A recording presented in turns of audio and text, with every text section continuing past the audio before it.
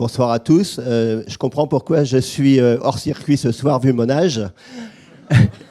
Et puis aussi, je vais absolument pas vous présenter une start-up, mais c'est un fonds de dotation qui s'appelle le fonds de dotation Safe Water Cube.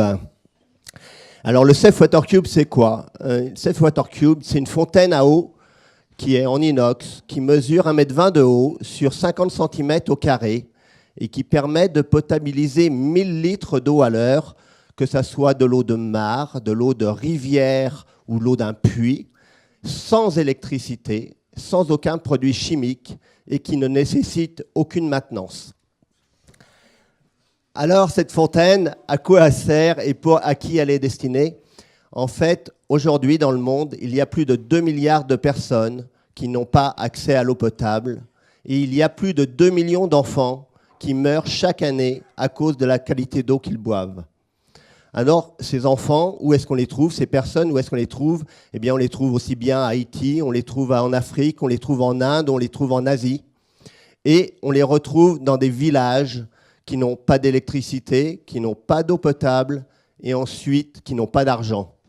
Donc, qu'est-ce qu'il a été important de faire? Comme ce sont des gens qui n'ont pas d'argent, qui ne peuvent pas acquérir de l'eau potable et donc qui ne peuvent pas vivre avec, eh bien, il fallait leur fournir un produit. Et donc, c'est pour ça que j'ai créé le fonds de dotation qui permet d'accéder à des dons de particuliers, d'entreprises.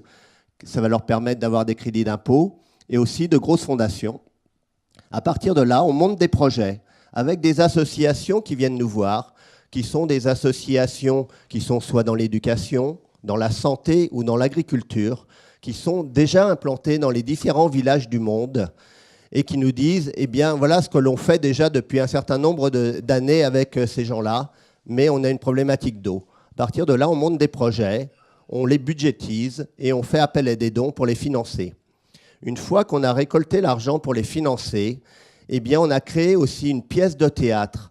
Une pièce de théâtre qui est sur 3 thèmes, l'eau, la santé et le lien social. Cette pièce de théâtre est jouée par des enfants de 6 à 12 ans. On les fait jouer d'abord dans les écoles en France. On utilise ça comme projet pédagogique au niveau des enfants. Je passe à peu près 20% de mon temps dans les écoles pour travailler sur la qualité des eaux, sur la manière dont ils consomment l'eau, sur les problématiques environnementales, sur comment ça se passe ailleurs.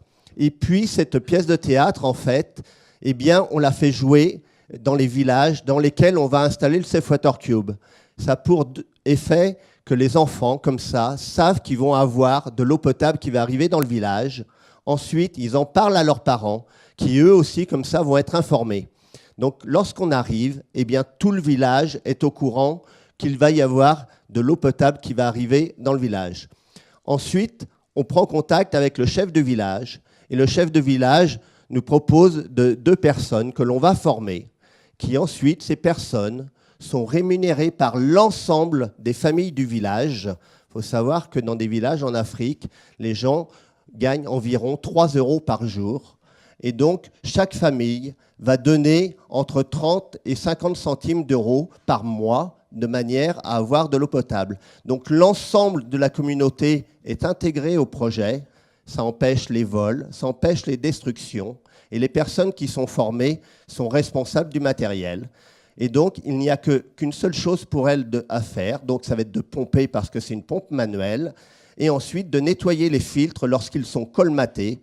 Parce que le dernier filtre, en fait, est un filtre céramique qui a une véritable barrière avec une filtration à 0,02 microns et qui empêche les bactéries, les virus de passer. Et on nettoie les filtres simplement avec de l'eau, une brosse et du vinaigre. Et le vinaigre est un produit qu'on trouve partout en Afrique parce qu'il est utilisé pour nettoyer les légumes. Car le vinaigre mélangé à de l'eau, c'est un bactéricide aussi puissant que le chlore. Eh bien voilà, je vous remercie. Merci Jean-Paul. Bon, avant de